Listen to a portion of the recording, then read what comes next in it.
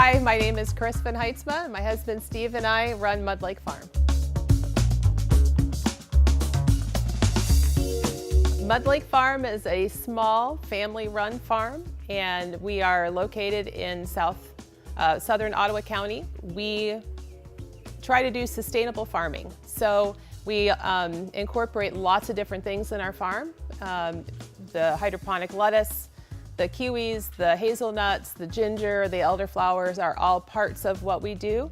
And so we try to use the land that we have, which is not great farmland, but it is the land that we have. We try to use it to its full capacity. So we grow our lettuce hydroponically, and the system that we use is called deep water culture or float style hydroponics. And so we've built ponds in our greenhouse. They're not very deep, anywhere from 4 to 12 inches deep. And then the lettuce floats in foam sheets on top of the water. So the roots are always in the water, and we put the nutrients that the lettuce needs in that water, so they've got everything they need to grow.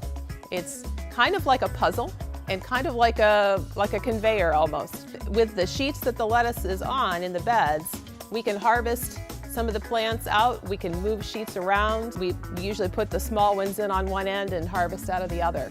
And so it's a really nice system. Lettuce loves to get a lot of water, and so growing lettuce in this kind of a system works very well.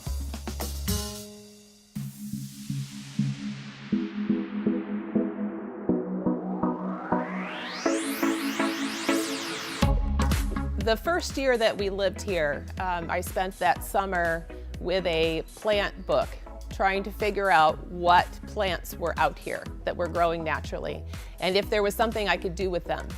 And one of the things that we found, we were kind of looking out over the valley the first summer, and there were these beautiful white flowers, and I said, "Oh, Queen Anne's lace." And my husband laughed at me. "Those aren't Queen Anne's lace." So we looked them up, and they're elderflowers. And so then I researched elderflowers and found that there's a lot of things you can do with them. They've been used in Europe for centuries as a cold and flu remedy. You can take the flowers and deep fry them as a fritter. So we've done a lot of things playing around with the elderflowers over the years.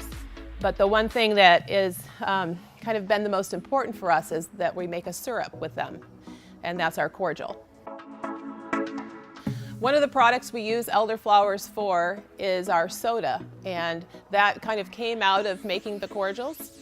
We use the cordial as the base, so that's our syrup base to make the sodas.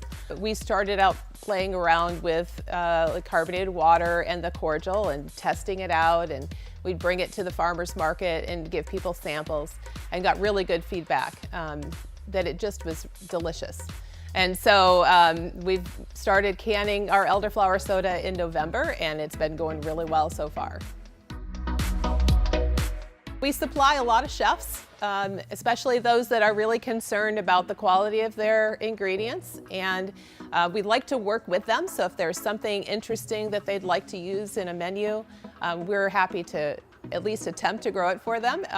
But a lot of the things that we grow are a result of our relationship with chefs.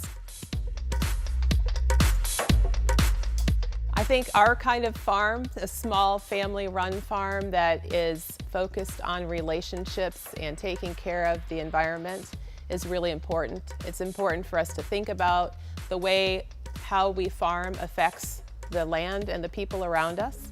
And one of our goals is relationships, and so that I think is a really important thing.